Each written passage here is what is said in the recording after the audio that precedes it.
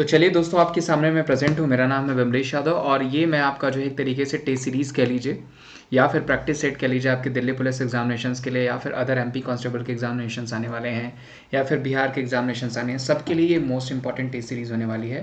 क्योंकि इसमें लगभग मैंने सबको ध्यान में रख करके ही क्वेश्चन को रखा और ये आपको रेगुलर मिलेगी।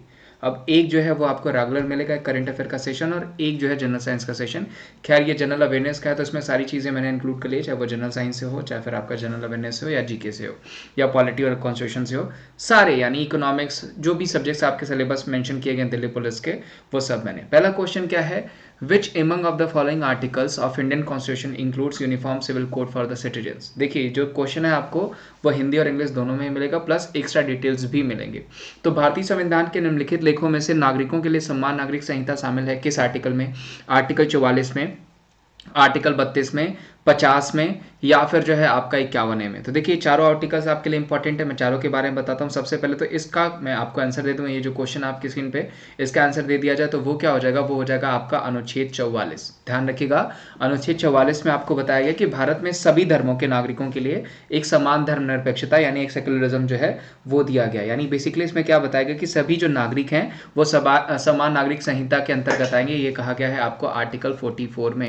ये वेरी इंपॉर्टेंट क्वेश्चन जो कि आपको पूछा जा सकता है। वहीं देखिए आर्टिकल 32 वेरी इंपॉर्टेंट, इसको क्या कहा जाता है तो सबको पता होगा कि इसको क्या कहा जाता है, एक तरीके से संविधान का हृदय भी कह सकते हैं, दिल भी कह सकते हैं, क्योंकि इसमें क्या बताया गया है, कॉन्स्टिट्यूशनल रेमेडीज के बारे में बताया गया। यानी हिंदी में बात करें तो संवैधानिक उपचारों के बारे में बताया गया। लिख लीजिएगा, आपको पूछा जाता है, कई बार पूछा गया है कि आर्टिकल 32 में किसके बारे में बताया गया है, तो वो संवैधानिक उपचारों के बारे में बताया गया है। वहीं अगर आर्टिकल 50 मेंशन करता है आपको तो ये भी काफ़ी इंपॉर्टेंट है। आर्टिकल 50 जो है कि किससे संबंधित है, तो ये न्यायपालिका, ध्यान रखिएगा, न्यायपालिका हो गई और कार्यपालिका हो गई। न्यायपालिका और कार्यपालिका यानी आपका जुडिशरी और जो है आपका कार्यपालिका जो है उसके बीच जो है क्या है, सेपरेशन है, अलगाव। ध्यान रखिएगा, पृथककरण किसके किसके बीच, तो ये हो गया आपका जुडिशरी के बीच और जो है आपका जो कार्यपालिका है उसके बीच जो है ये सेपरेशन बताता है आर्टिकल 50। और आर्टिकल 51A वेरी इंपॉर्टेंट, ये क्या बताता है, तो ये हमारे फंडामेंटल ड्यूटीज को बताता है, यानी जो मौलिक कर्तव्य हमारे उनको बताता है। तो ये भी इंपॉर्टेंट हो गया, आपका मौलिक कर्तव्यों के बारे में बताता है। उम्मीद है ये जब चारों आपको आएंगे, अब ये देखिए अभी क्या करना है कि आपको सारे आर्टिकल्स के बारे में परेशान नहीं होना है। ये चारों जो स्क्रीन पे यही याद कर लेना आपको। जैसे आर्टिकल 44 क्या बोल रहा है भाई, तो ये है यूनिफॉर्म सिविल कोड के बारे में बताता है जो कि आपको पूछा जाता है, यानी समान नागरिक संहिता के बारे में बताता है। आर्टिकल 32 संवैधानिक उपचारों के बारे में बताता है, बस इतना याद रखता है। आर्टिकल 50 क्या बताता है, तो जो न्यायपालिका है और जो कार्यपालिका है उसके पृथककरण यानी उसके अलगाव के बारे में बताता है, उसके सेपरेशन के बारे में बताता है जो कि आपको पूछा जाएगा, ठीक है। यानी जो एग्जीक्यूटिव सिस्टम है और जो आपका जुडिशरी सिस्टम है इसके सेपरेशन के बारे में। और 51A क्या बताता है, ये फंडामेंटल ड्यूटीज के यानी मौलिक कर्तव्यों के बारे में बताता है, जो कि टोटल कितने हैं, वो हैं 11। ये भी पूछा जाता है आपको। नेक्स्ट क्वेश्चन पे चलते हैं। नेक्स्ट क्वेश्चन है दोस्तों, महेंद्रगिरी चोटी कहाँ स्थित है। ये भी वेरी इंपॉर्टेंट क्वेश्चन। एक क्वेश्चन आपको पीक से, लेक से यानी झरनों से, झीलों से या फिर आपके नेशनल पार्क हैं, इनसे पूछा ही जाएगा। तो महेंद्रगिरी चोटी कहाँ स्थित है भाई, तो वो सिक्किम, उड़ीसा, हरियाणा या हिमाचल प्रदेश। तो जो सही आंसर हो जाएगा वो क्या हो जाएगा, वो हो जाएगा आपका उड़ीसा। ध्यान रखिएगा, ओडिशा से संबंधित है आपका महेंद्रगिरी चोटी। देखिए अब ये क्वेश्चन हो गया ओडिशा। ओडिशा से कुछ और क्वेश्चंस मैं बता सकता हूँ। देखिए जो सबसे इंपॉर्टेंट है, यहाँ के सीएम कौन है, यहाँ के सीएम भाई, तो वो है नवीन पटनायक जी। कौन हो जाएंगे यहाँ के सीएम, तो वो हो जाएंगे नवीन पटनायक जी। अभी नवीन पटनायक जी को पेटा ने आपने नाम सुना होगा, जो कि आपका people for ethical treatment of animals, यानी जो पशुओं के लिए सबसे बड़ी संस्था कही जाती है उनके बचाव के लिए, पेटा ने इनको एक अवार्ड दिया है। कौन सा अवार्ड दिया है, तो जिसको कहा जाता है हीरो टू एनिमल अवार्ड। और ये भी कंफर्म आपको पूछा जाएगा, हीरो टू एनिमल अवार्ड किसको मिला है, तो वो मिला है जो है आपका नवीन पटनायक जी को। ये क्वेश्चन ध्यान रखिएगा। और किसकी तरफ से, पेटा की तरफ से, क्योंकि इन्होंने लॉकडाउन में जो जानवरों के लिए एक अलग से बजट पेश किया था जिनमें उनको भी फीडिंग करी जा सके, उनको भी खाना खिलाया जा सके। इस वजह से नवीन पटनायक जी को, ओडिशा के जो सीएम है, उनको हीरो टू एनिमल अवार्ड मिला था। प्लस महेंद्रगिरी चोटी जो है वो ओडिशा से संबंधित है। कुछ स्कीम्स, कुछ योजनाएं देखिए मैं आपको रिटर्न में भी प्रेजेंट कर दूंगा। फिलहाल यहाँ पे क्या होता है कि जैसे कुछ चीजें रिपीट होंगी ना तो वो आपको याद हो जाएंगी। जैसे कुछ स्कीम्स मैं बता दूं, गरिमा स्कीम कहाँ चलाई गई है भाई, तो वो ध्यान रखिएगा कहाँ पे, ओडिशा में। बलराम स्कीम कहाँ चलाई गई है, तो वो भी आपकी ओडिशा में, जो कि आपको पूछा जा सकता है। उसके अलावा हम छू लेंगे आसमान पूछा जाएगा, तो वो कहाँ पे चला गया, नहीं हम छू लेंगे आसमान तो खैर एमपी में चला गया। मिशन अब्बास, ध्यान रखिएगा मिशन अब्बास कहाँ चलाया गया है, तो वो चलाया गया है आपका उड़ीसा में। उसके अलावा अगर आपको पूछा जाएगा अमा घरे एलईडी योजना, तो वो भी कहाँ चलाया गया, वो भी आपका उड़ीसा में ही चलाया गया, जो कि आपको पूछा जा सकता है। उड़ीसा में ध्यान रखिएगा एक मंदिर है जिसको ब्लैक पगोड़ा के नाम से भी जानते हैं, ठीक है, सन टेम्पल, जिसको आप ब्लैक पगोड़ा के नाम से भी जानते हैं। ये भी क्वेश्चन आपको पूछा जा सकता है। और उड़ीसा को उत्कल के नाम से भी जाना जाता है। उड़ीसा का पहले नाम क्या हुआ करता था, तो वो उत्कल हुआ करता था। तो गणेशी लाल यहाँ के राज्यपाल, और यहाँ के सीएम कौन हो जाएंगे, नवीन पटनायक। नेक्स्ट क्वेश्चन पे चलते हैं। Very important question, even most important question हम कह सकते हैं आपको। एक तरीके से समझ लीजिए तो अगर आपको मॉडर्न हिस्ट्री से क्वेश्चन बनते हैं तो ये क्वेश्चन आपको पूछा जाएगा, जो कि बनते ही बनते हैं। In which year did King George V assume the crown of India, King George पंचम ने भारत का ताज किस वर्ष में ग्रहण किया, तो ऑप्शन है 1917, 1923, 1906, 1911। एक मैं हिंट देता हूं आपको, इसी सन में जो है वो बंगाल का विभाजन रोक दिया गया था। इसी सन में क्या किया गया था, तो बंगाल का विभाजन रोक दिया गया था। अब बताइए वो कौन सा सन हो सकता है। तो देखिए बंगाल का विभाजन जो किया गया था वो 1905 में किया गया था, करजन थे उस टाइम, ठीक है, ये ध्यान रखिएगा। और जो है आपका 1911 में जो है बंगाल का विभाजन रोक दिया गया था, ये भी इंपॉर्टेंट है, जो कि आपको पूछा जा सकता है, ठीक है। 1900 हार्डिंग के द्वारा जो है, लॉर्ड हार्डिंग के द्वारा जो 1911 में बंगाल का विभाजन रोक दिया गया था। और 1911 में ही डिक्लेयर हुआ था कि जो है आपका अब कोलकाता से जो राजधानी है वो कहाँ बनाई जाएगी, वो दिल्ली बनाई जाएगी। कोलकाता से शिफ्ट होकर के वो दिल्ली, और 1912 में जो है इसको बना दिया गया। यानी घोषणा पूछा जाएगा तो वो 1911 में और 1912 में बना दिया गया। और इस क्वेश्चन का भी आंसर हो जाएगा, जॉर्ज पंचम ने भारत का ताज किस वर्ष ग्रहण किया, तो वो 1911 में ही ग्रहण किया। दोस्तों एक चीज़ मैं आपसे और कहूँगा, उम्मीद करता हूँ वीडियो आपको अच्छी लगेगी, तो वीडियो ज़्यादा से ज़्यादा लाइक करिए, शेयर करिए, रेगुलर रहिए। मैं भी अब रेगुलर आपको वीडियोस प्रेजेंट करूंगा, और आपको 3 टाइम मैं जल्दी फिक्स कर दूंगा जहां पे आपको टाइम पे आपको क्लासेस मिलती रहेंगी। नेक्स्ट क्वेश्चन है, ये भी काफी बढ़िया क्वेश्चन। देखिए ये क्वेश्चन जो है आपको वो यहाँ से क्वेश्चन बनने ही बनने, आपको पता है कि जो भी इंपॉर्टेंट जितने भी जो है कि संसद होती है वहां से क्वेश्चन बनने हैं। तो इस क्वेश्चन पे आ जाते हैं भाई, इजी क्वेश्चन है। क्वेश्चन क्या कह रहा है कि आपको इटली देश का संसद क्या कहा जाता है, इटली देश का जो संसद है उसे हम क्या कहते हैं। तो ऑप्शन देखिए आपके पास 4 हैं, नेशनल कांग्रेस है, सेनेट है, नेशनल असेंबली है, या फिर डाइट है। तो देखिए जो सही आंसर हो जाएगा वो क्या हो जाएगा, वो हो जाएगा सेनेट। सेनेट जो होता है वो क्या होता है, वो इटली की संसद होती है। ध्यान रखिएगा, इटली की संसद को हम क्या कहते हैं, तो वो हो जाएगा आपका सेनेट। उसके अलावा बात करें अगर हम national Congress, national people Congress की बात करें, तो वो क्या हो जाएगा, वो हो जाएगा आपका चाइना का। पूछा जाता है कि नेशनल जो है कांग्रेस किसका हो जाएगा, तो वो हो जाएगा आपका चाइना का, जो कि आपको पूछा जा सकता है। जापान की बात करें तो वो डाइट हो जाएगा, ये भी इजी है। और अगर बात करें नेशनल असेंबली की, तो बहुत सारे राज्यों का हो गया, केनिया का हो गया, कोरिया का हो गया, साउथ कोरिया का हो गया, इनका क्या हो जाएगा, तो वो हो जाता है आपका नेशनल असेंबली। जॉर्डन का हो गया, फ्रांस का, सबका लगभग नेशनल असेंबली है। फिलहाल इस क्वेश्चन का आंसर जो हो जाएगा वो क्या हो जाएगा, वो हो जाएगा आपका सीनेट। ध्यान रखिएगा, अगर पूछा जाएगा तो वो क्या हो जाएगा, सीनेट, जो कि इंपॉर्टेंट क्वेश्चन है, पूछा जा सकता है। वहीं आपको पूछा जाता है नेपाल का। ध्यान रखिएगा, नेपाल का क्या होता है, राष्ट्रीय पंचायत। इंपॉर्टेंट है, राष्ट्रीय पंचायत कहाँ का हो जाएगा, ये नेपाल का। ये कई बार आपको मेंशन करता है। उसी तरह आपको अफगानिस्तान का मेंशन कर देता है, क्योंकि वहाँ का भी थोड़ा अजीब सा है, या बार बार पूछा जाता है, तो वो क्या हो जाएगा, वो हो जाएगा सोरा। ध्यान रखिएगा, मजलिस मेंशन करता है आपको, मजलिस कहाँ का हो जाएगा, वो हो जाएगा ईरान का। मजलिस कहाँ का हो जाएगा, ये हो जाएगा ईरान का। ये सारे जितने भी संसद हैं ये मैंने आपको पढ़ा रखे हैं, वो आप वीडियो जो है जाकर के देख लीजिएगा, और मैं जल्दी आप लोगों के लिए एक जो है प्लेलिस्ट भी बना दूंगा। नेक्स्ट क्वेश्चन आपके स्क्रीन पे है, the प्लेटू which lies between Aravallis and the Vindhya range. ठीक है, पठार जो अरावली और विंध्य श्रेणी के बीच स्थित है। तो आई थिंक ये भी बहुत इजी क्वेश्चन हो जाएगा। दक्कन का पठार, धारवाड़ का पठार, मालवा का पठार, या छोटा नागपुर का पठार। तो देखिए विंध्य श्रेणी आपका कहाँ पे है, मध्य प्रदेश में। तो इस क्वेश्चन का आंसर क्या हो जाएगा, वो हो जाएगा आपका मालवा प्लेटू। ध्यान रखिएगा क्या हो जाएगा, तो वो हो जाएगा मालवा प्लेटू, जो कि आपको पूछा जा सकता है। वेरी इजी क्वेश्चन और बार बार पूछा जाने वाला क्वेश्चन भी है, ये ध्यान रखिएगा। वेरी इजी क्वेश्चन और बार बार पूछा जाने वाला ये क्वेश्चन भी है। नेक्स्ट क्वेश्चन पे चलते हैं। नेक्स्ट क्वेश्चन दोस्तों कि प्रोपेन का आणविक सूत्र, ये भी बहुत अच्छा क्वेश्चन है। प्रोपेन का आपको पूछा गया है फॉर्मूला। एक क्वेश्चन यहाँ से भी बनेगा, ये भी बिल्कुल इजी क्वेश्चन। ये क्या हो जाएगा, ये हो जाएगा ऑप्शन 3 यानी C3H8। ध्यान रखिएगा, प्रोपेन का क्या हो जाएगा, तो वो हो जाएगा आपका जो है C3H8। ये क्या होता है आपका जो है फॉर्मूला हो जाएगा। वहीं ब्यूटेन का पूछता है तो C4H10 आपको पूछा भी जाता है। ब्यूटेन का पूछता है तो वो क्या हो जाएगा, वो हो जाएगा C4H10। चले, जो कि आपका ठीक ऊपर ही है इसके। निम्नलिखित में से कौन सा टीन का मुख्य अयस्क है। देखिए एक क्वेश्चन आपको अगर इधर केमिस्ट्री में आता भी है तो आपको और से जो है क्वेश्चंस ना वो पूछते हैं, और वाले क्वेश्चन जरूर पूछते हैं, यानी अयस्क वाले क्वेश्चन। ये भी पूछ सकता है, इसके अलावा एल्युमिनियम का भी पूछ सकता है, पोटेशियम का भी पूछ सकता है। फिलहाल जो आपके स्क्रीन पे वो ले लेते हैं, तो वो हो जाएगा कैसेराइट। ठीक है, टीन का मुख्य अयस्क क्या हो जाएगा, तो वो हो जाएगा कैसेराइट। वहीं बात करें बॉक्साइट की तो ये हो जाएगा एल्युमिनियम का। बॉक्साइट हो गया, क्रायोलाइट हो गया, कोरंडम हो गया, कायोलिन हो गया, ये सब किसके हो जाएंगे, तो ये हो जाएंगे आपके बॉक्साइट, जो किसके हो जाएंगे, एल्युमिनियम के। बॉक्साइट बताया मैंने, क्रायोलाइट मैंने बताया आपको, ठीक है, कोरंडम हो गया, ये सब आपके जो हैं कि एल्युमिनियम के हो जाएंगे। वही अगर बात करी जाए टीन की तो क्या हो जाएगा, कैसेराइट। ध्यान रखिएगा टीन का क्या हो जाएगा, जो कि आपका क्वेश्चन है, तो वो हो जाएगा कैसेराइट। और उसके अलावा गैलेना पूछा जाए तो सबको पता होगा ये किसका हो जाएगा, लेड का यानी पीबी का। पीबी का क्या हो जाएगा, तो वो हो जाएगा गैलेना, यानी सीसे का क्या हो जाएगा, तो वो हो जाएगा गैलेना। वहीं डोलामाइट की बात करें तो कैल्शियम हो गया, मैग्नीशियम हो गया, इन दोनों का ही क्या होता है, वो डोलामाइट हो जाता है। ध्यान रखिएगा डोलामाइट पूछा जाता है किसका होता है, तो वो हो जाएगा कैल्शियम का या फिर मैग्नीशियम का पूछा जाता है। ये क्वेश्चन भी कई बार आपको बनाया गया है, ठीक है। चलिए इस क्वेश्चन का आंसर क्या था, वो था कैसेराइट। नेक्स्ट क्वेश्चन पे चलते हैं। रडार का पूरा नाम क्या होगा, ये भी बहुत अच्छा क्वेश्चन है।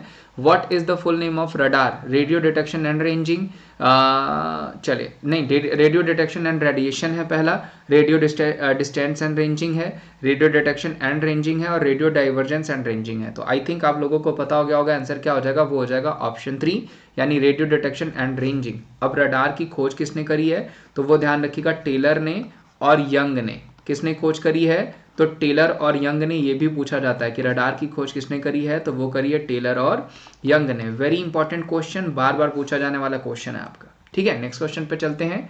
National sports of Bhutan, Bhutan का राष्ट्रीय खेल क्या है, तीरंदाजी है, जूडो है, आइस हॉकी है, या फिर फुटबॉल है। ये भी बहुत अच्छा क्वेश्चन है।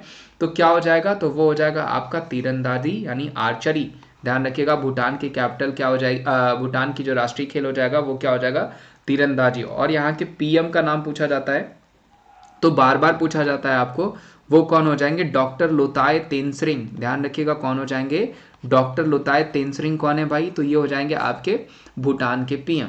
वहीं अगर पूछा जाएगा कि डोर डेनमा टेम्पल कहाँ पे है, डोर डेनमा टेम्पल कहाँ हो जाएगा, तो वो भी आपका भूटान में ही हो जाएगा। ये भी ध्यान रखिएगा, कई बार क्वेश्चन पूछा गया है कि डोर डेनमा टेम्पल कहाँ पे है, तो वो भी आपका भूटान हो जाएगा। जूडो की बात करें तो जापान, आइस हॉकी की बात करें कनाडा, और फुटबॉल की बात करें तो बहुत सारी कंट्रीज हैं जिनके, मोस्टली यूरोपियन कंट्रीज जो हैं वो क्या करती हैं, वो फुटबॉल खेलती हैं। तो ये भी आपको अच्छा क्वेश्चन मिल सकता है। फिलहाल इस क्वेश्चन का आंसर क्या हो जाएगा, वो हो जाएगा आपका आर्चरी, ये ध्यान रखिएगा। नेक्स्ट क्वेश्चन पे चलते हैं।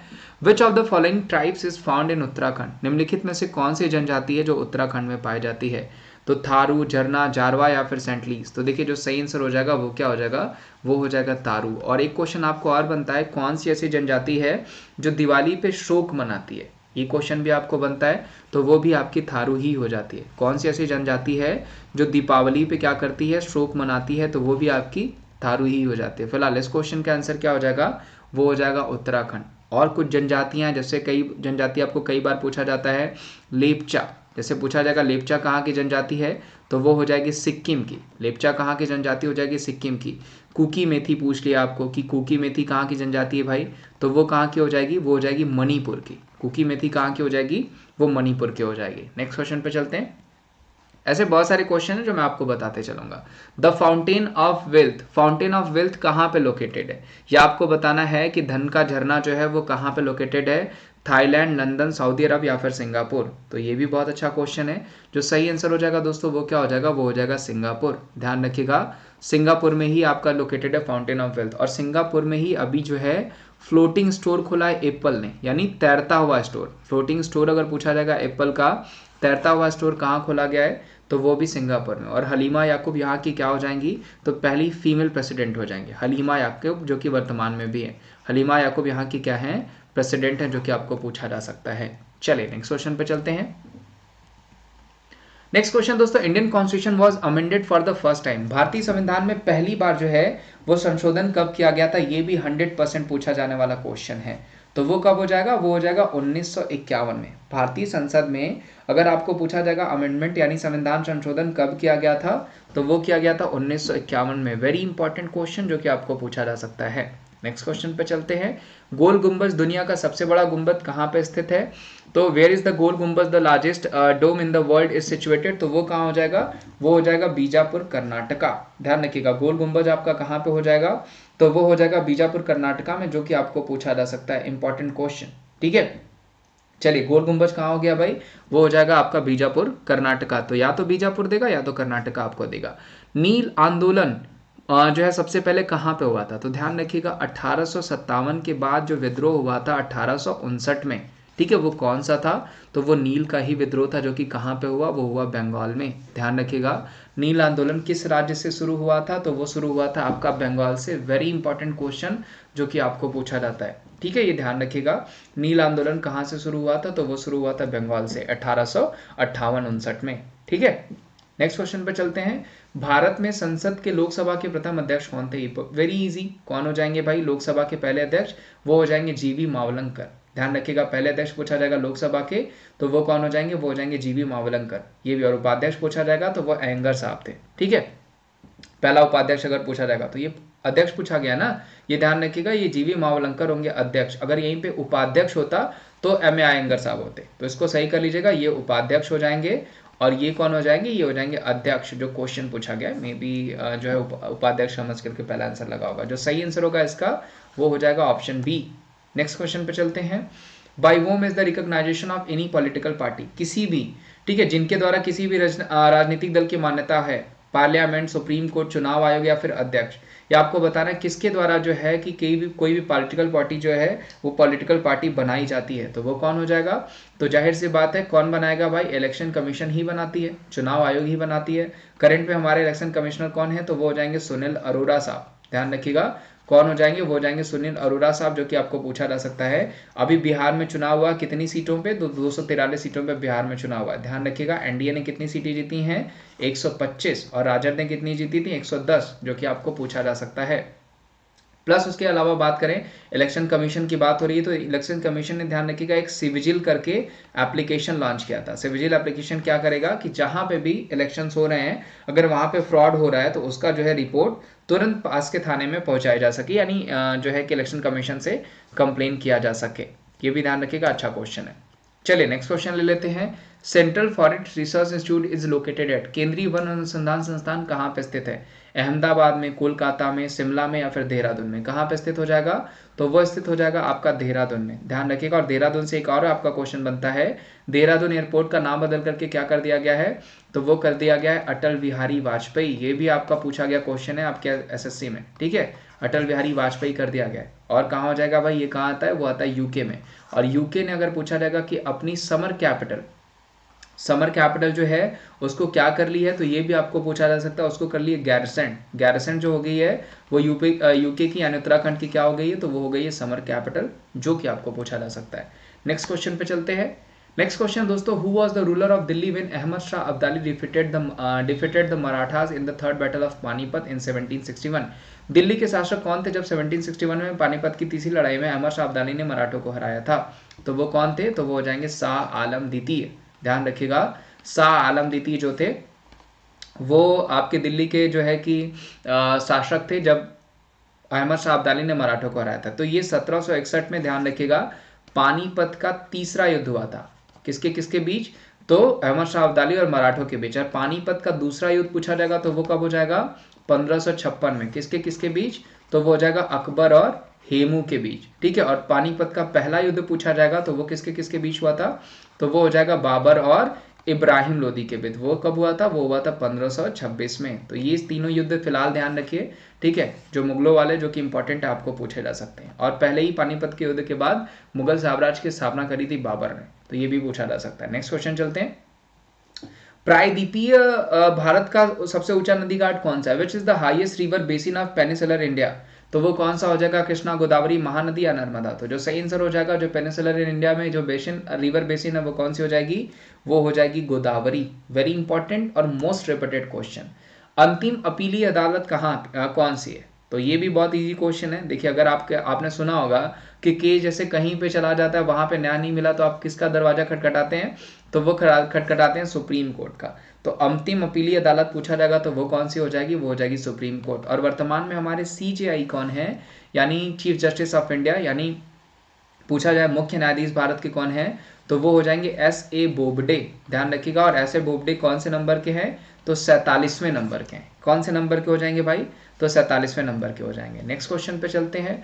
First electric train the Deccan Queen, ये भी बहुत बढ़िया क्वेश्चन है। First electric train the Deccan Queen between Bombay to Pune started in which year, Bombay और पुणे के बीच पहले electronic train the Deccan Queen कब स्टार्ट की गई, ये भी बहुत अच्छा क्वेश्चन है। ऑप्शंस आपके पास जो है कि 4 हैं, 1920, 1927, 1928 या फिर 1930। तो देखिए जो सही आंसर हो जाएगा वो हो जाएगा आपका 1 जून 1930। 1930 को चलाई गई थी द डेक्कन क्वीन। ध्यान रखिएगा, अगर हमारे रेलवे की स्टैब्लिशमेंट पूछा जाएगा तो 1853, और रेलवे हमारा जो है कि नेशनलाइज कब हुआ तो वो हो जाएगा 1950 या 1951 दे देगा आपको, ठीक है।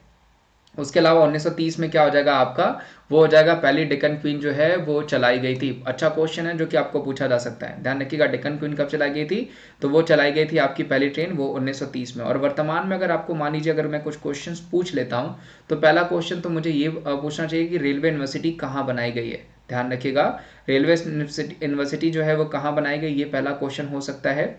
तो वो कहाँ हो जाएगा, तो वो हो जाएगा वडोदरा गुजरात में, ठीक है। नेक्स्ट क्वेश्चन, बेसबॉल में कितने खिलाड़ी होते हैं, ये भी इजी क्वेश्चन है। How many players are there in baseball, 6, 7, 8, 9। तो जो सही आंसर हो जाएगा वो क्या हो जाएगा, वो हो जाएंगे 9 प्लेयर। बेसबॉल में कितने खिलाड़ी होते हैं, तो वो हो जाएगा आपका 9 प्लेयर होते हैं, ये ध्यान रखिएगा। चले एक और क्वेश्चन ले लेते हैं। भारत का उत्तरी स्टेशन निम्नलिखित में से कौन सा है, which of the following is India's north station, तो वो कौन सा हो जाएगा, वो हो जाएगा हिमाद्री। ध्यान रखिएगा, which of the following is the India's north station, तो वो कौन सा हो जाएगा, वो हो जाएगा हिमाद्री। तो आज के लिए बस इतना ही दोस्तों। मुझे उम्मीद है कि वीडियो आपको अच्छी लगी होगी। रेगुलर रहिए, जितने भी लोग दिल्ली पुलिस के एग्जामिनेशन दे रहे हैं या फिर आपके जो आने वाले एग्जामिनेशन हैं उसके लिए रेगुलर रहिए। मैं रोज आपको ये टेस्ट सीरीज प्रेजेंट करूंगा, ठीक है। और आज सारे क्वेश्चन प्लस एक्स्ट्रा डिटेल्स में हो सकता है बीच बीच में आपसे पूछूं भी, तो वो भी याद रहेगा। वीडियो अच्छी लगी होगी तो वीडियो को लाइक करेगा, और चैनल पर नए होंगे तो इसको सब्सक्राइब करेगा, और वीडियो को ज़्यादा से ज़्यादा शेयर भी करेगा। आज के लिए बस इतना ही। Thank you so much, bye bye, take care.